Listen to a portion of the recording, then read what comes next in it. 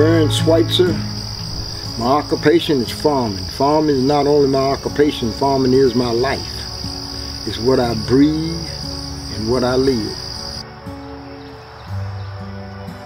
I grow watermelons, cucumbers, squashes, cantaloupe, tomatoes, peppers, onions, corn, peas, beans. You name it, I eat it. I raise everything but hell that grow too fast.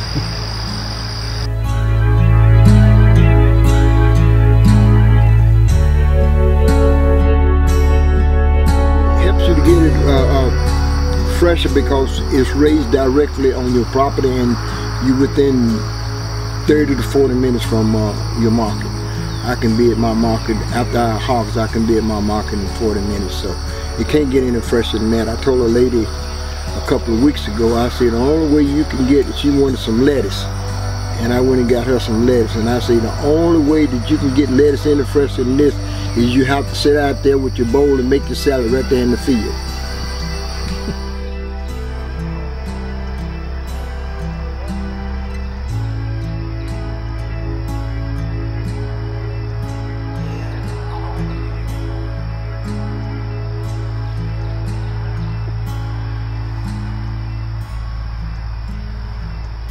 Well, I tell y'all, I make some little home remedy, but it's for manipulative purposes only. If you got a backache or a side ache, or if you got a headache, my brew will help all of that. And if you don't have any, this will help you to keep from having them. And you just take just a little nip at night before you go to sleep, and you'll have restful peace. This is one of the other one of these things that you get by being a farmer. You can have the fruit of the vine year round.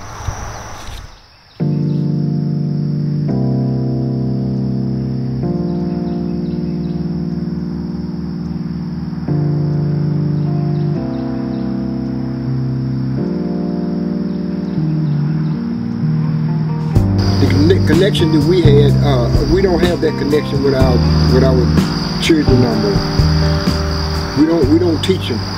We don't teach them about how to grow this and how to grow that, and we lost that.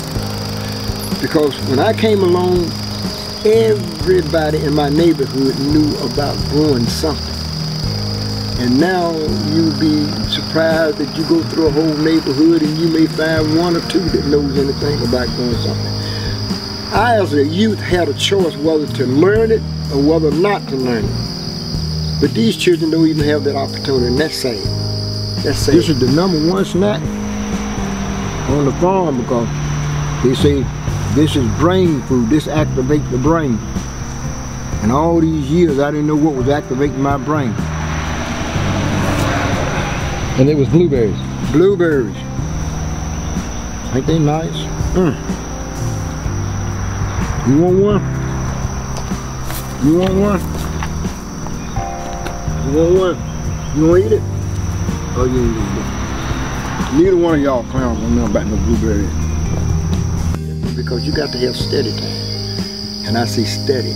Steady time, that is your steady time. When you out there in the fields, sweat rolling down, and all of a sudden, you feel a cool breeze go past your face, and still complaining about the heat. While you're praising Almighty God, you feel this cool breeze go past your face, and you say to yourself, God is breathing. Feel God breathing on you. Feel Him breathing on you. Do you feel Him breathing on you? Can you feel that? You can't feel it if you're complaining. I was born right here in Forsyth County. I was born in Winston-Salem on a little street called Railroad Street.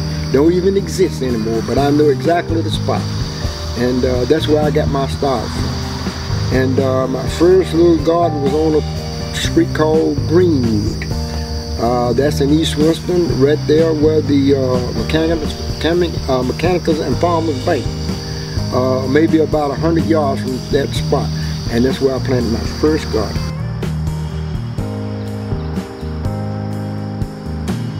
Bees don't take a whole lot of caretaking. If you make sure that they have adequate food, And during the summertime, they can get their own food, so you don't have to worry about trying to make sure they got adequate food. And really, you don't have to worry about it in the wintertime. But what we do as humans is called robbing. We rob the bees for their honey. They don't make honey for us. They make honey for them to survive during the winter.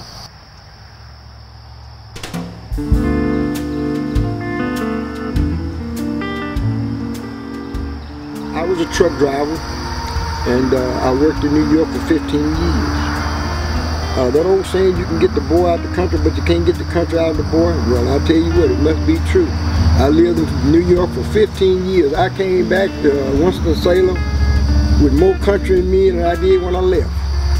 And the whole time when I was in New York, I was saying to myself, I'm going home.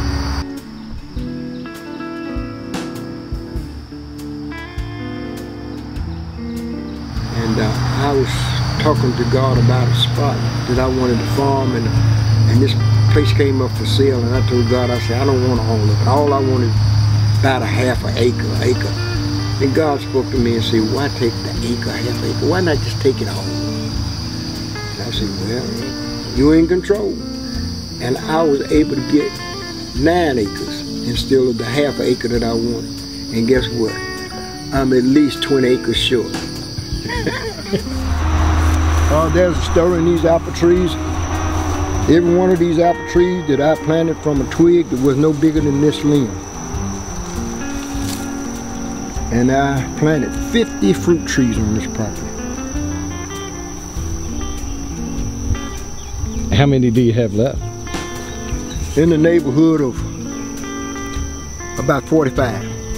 How many have lost? Well, I imagine it's still 50 because I got 2 or 3 that volunteered and came up that I didn't even plant. This is another fruit tree. This is a pear tree. The most magnificent pears you ever tasted in your life. What I've learned from farming is the major thing that I've learned about farming is to be content.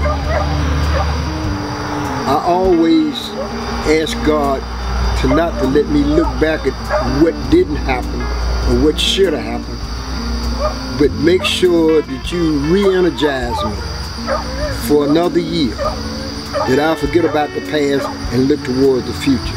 That's what I learned out of farming. So when I come and see a crop that failed, like I've had quite a few crop failures, I mean more than enough crop failures, but I never look at the failure.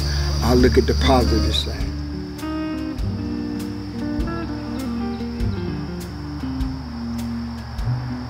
I don't have no clock to punch. My hours can't see to can't see. Too early to see in the morning and too dark to see at night. But I love that. And when I go to sleep at night, I don't just go to sleep. I dream about what I'm doing now on the farm. I dream about farming. I've been thinking about farming all night because it's my life. And if you get your mind constructed on something that is really constructive, then you won't have time for the foolishness. I ain't got time to talk about robbing nobody, shooting nobody, cutting nobody. My aim is just raising food for people to eat. If you get your mind on constructive stuff, then you won't have time for the folly. And to me, outside of farming, everything else is folly.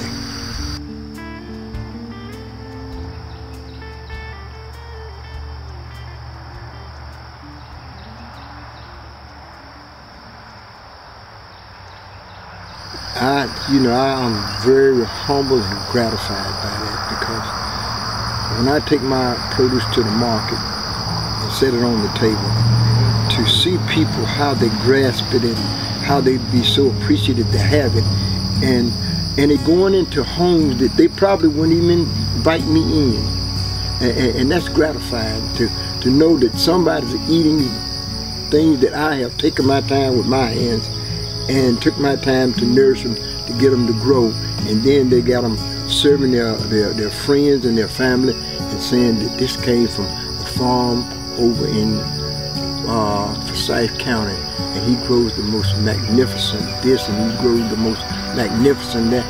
That gives me gratitude.